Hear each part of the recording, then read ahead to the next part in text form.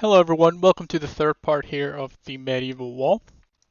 We are going to be covering roughness and metallic, so I'm going to take a pause and disable those. But before we get started, there was a couple corrections, two corrections I wanted to make. The first one, as somebody pointed out, was that the cracks that we made are more seen in ceramic tiles. So what I want to correct is that obviously we don't want that. We want more brick-like cracks. So you can disable this guy here. This is back from the base color tutorial. You can disable or delete this guy, and then we get more straight cracks, which is more of what you'd see. And yeah, this is actually something I borrowed from a previous material that I did, that I might be making a material in the future. But yeah, we need straighter cracks. That's the one thing. The next thing is that same person also pointed out that the stained glass, if I disable this, the cells pattern is actually continuing. It doesn't break up, and obviously with stained glass, each panel is its own piece. So I added a vector warp here to warp, or to I guess shift the texture around based on the different window panels, so that we go from this, where it's continuous, to this, which makes it look more realistic. So to do this, we just added a vector warp grayscale here after the cells 4. And then the wonky part here is that using this mask that we made earlier in the base color episode, we're going to create a flood fill into a flood fill to random color. And then we're using this, and this is the part I don't like, but use that in the vector map here, and then change your vector warp grayscale to 10 to shift your cells if you don't want it to run, from one panel to the other. But yeah, those are the two things. All right, so now I'm going to pause and I'm going to disable roughness and metallic, and these are really, really short, so be back in a second.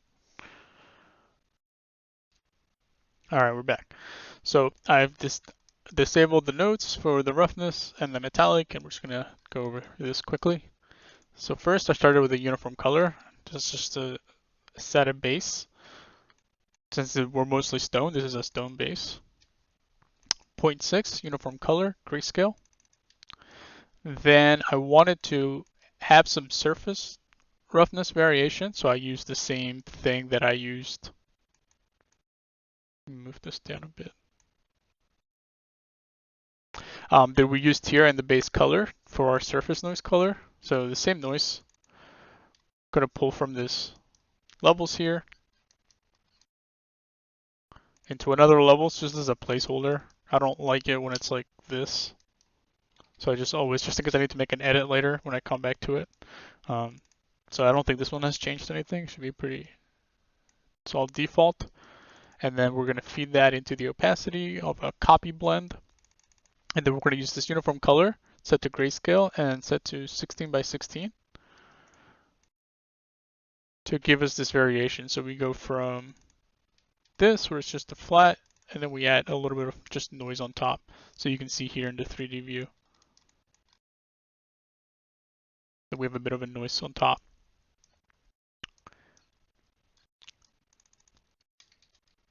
Just move these guys down.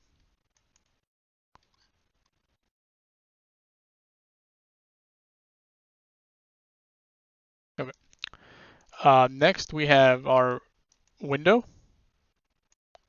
So since we're layering, this is just going to cover the entire window area, even the window frame, which is fine. We could use that other mask that we made, but I'm just going to stick to this. So we take this mask, which comes from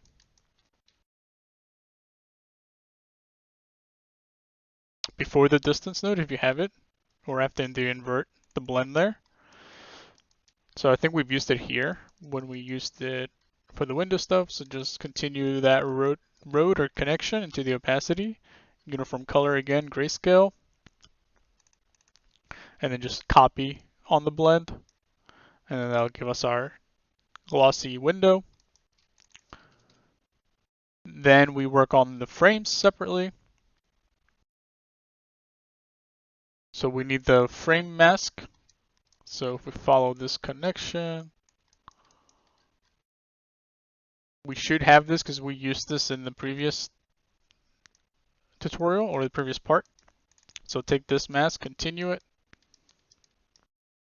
goes into the opacity, and then we set the opacity or the roughness value here with the uniform color.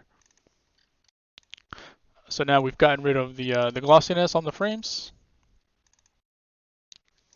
Moving on, we have this guy, which is now adding some roughness around the edge, the pits and crevices of our texture. So we just use a pretty simple setup here. So after our height, after everything's done with our height, we're going to pull from that into an ambient occlusion, HBAO. We're going to invert it. Then I use a histogram scan to tighten up where I want the roughness to be. So I want it to be like in the crevices of like the window, of the bricks, of the floral design there. And then we feed that into the opacity with a uniform color set all the way up. And now you can see that we start getting some roughness around the edges of our window panels as well. So you go from that to that, which just adds some nice contrast to the window as well, and just everywhere else around the texture. And then here we have our switch grayscale, and we're using the window parameter. So make sure you set it to that, not window emissive, to window. And then for true, it's going to be whatever you just did. And then for false, you're actually going to pull from before anything window related. So this is where we started adding window stuff. So you want to pull from here to the false. So then when you switch to no window, you don't have like the window paneling and stuff.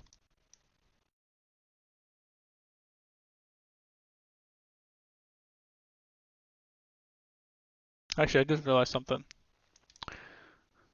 We don't get this if we don't have a window. So, let me think about that. Okay, so I thought about it for a couple minutes, and the solution is simple. We just need to move this here. And that's it. So what I'm going to do is I'm just going to create a connector here. Plug that in there. Grab this. Move it in place. And then move this here. This there. And that should be it. So now if we click here, we see that we have our ambient occlusion and roughness. And then if we switch back to the window, our window has it as well. Okay, cool. Simple fix. Sorry about that. We can delete that connection. All right, so moving on.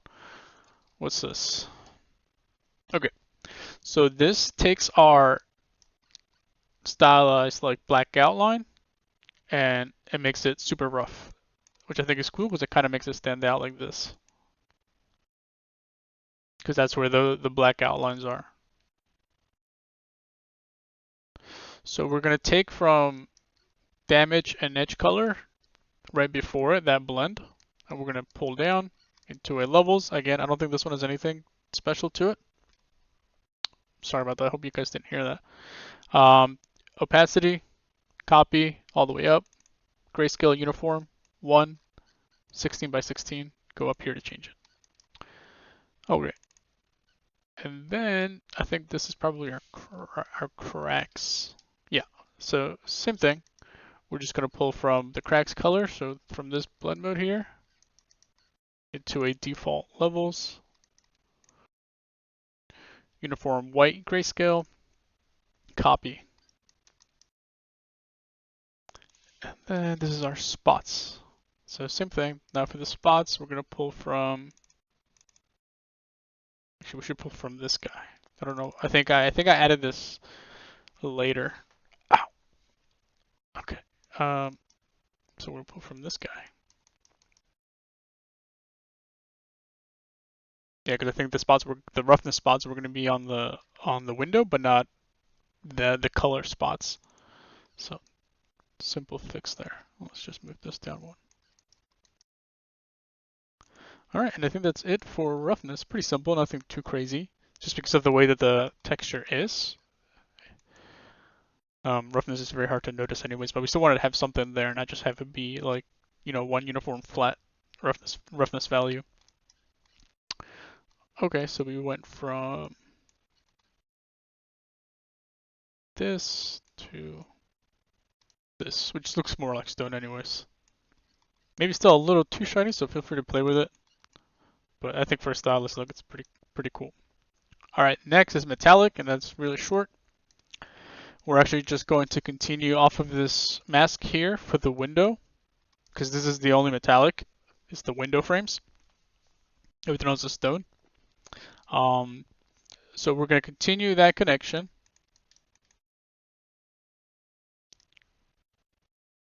Yeah, we use it here. We just used that. So we're going to continue on into a blend. Let me just replug this back in. So by plugging that in, because that should continue all the way down to your metallic.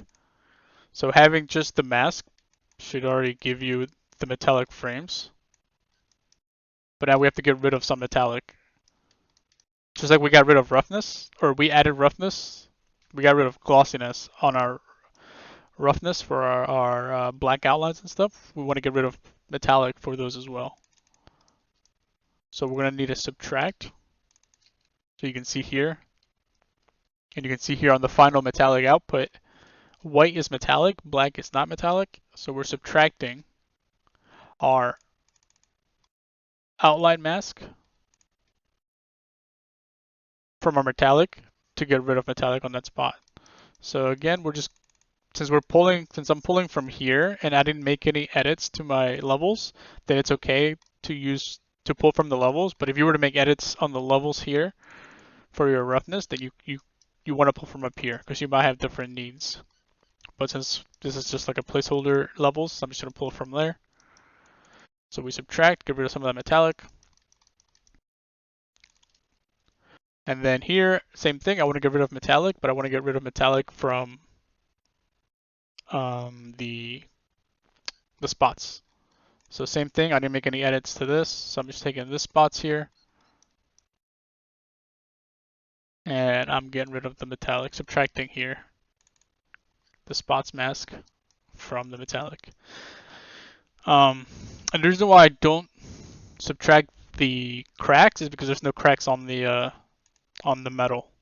We kept it strictly to the bricks, so no need to worry about that. And then we have a switch grayscale here. Because the metal is only on the window, then we only need to worry about. Then we need we need a uniform color to go in the false, and we're using the same parameter window. So now when we turn off the window, you can see that the metallic changes to black because there's no metal, because there's no window, because the metal only goes in the window. So that's why I have this guy here. And that's it. So now let's just plug everything back in. The only thing that's missing is the emissive. So now that you've completed, you can switch between window and no window. And then you can do window with turned off lights, and now with lights turned off. And now you can change colors as well. So I hope you guys learned something. Hope you guys had fun with it. This was definitely like an experiment for me, and then it turned out decided to make it a tutorial. But thank you guys for watching. Thank everybody for the support.